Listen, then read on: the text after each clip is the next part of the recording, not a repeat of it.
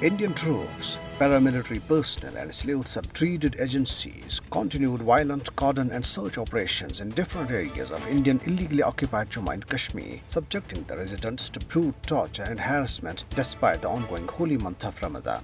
The residents from Srinagar in the Kashmir Valley to as far as Kashtwad in Jammu region complained to the media that the troops barged into their houses, harassed inmates including women and children, and vandalized properties.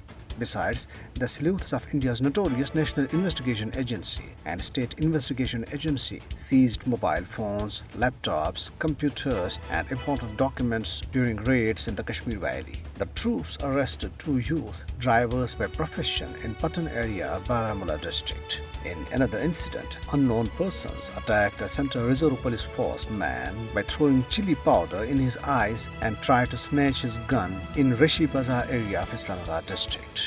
Pertinently, Indian troops have so far martyred nearly 24 Kashmiri youth during the ongoing holy month of Ramadan. Meanwhile, protests were held in parts of the occupied territory against the anti-Kashmir policies of the Modi regime. The protesters staged sit-ins at Mughal Road in Poonch and Main Chowk in Baramulla and blocked vehicular movement for hours. APSC leaders Jamil Mir and Dr. Mussaib, along with a delegation today, visited the houses of martyrs in Pulwama and Srinagar. On the occasion, they paid tribute to the all Kashmiri martyrs and said that their sacrifices for the great cause would not go waste. Acting chairman of Jammu and Kashmir Democratic Freedom Party, Mahmood Ahmed Sagar, in a statement, welcomed All Parties Hurriyat Conference leaders for joining the single platform of All Parties Hurriyat Conference to lead the resistance movement in a more unified and robust way.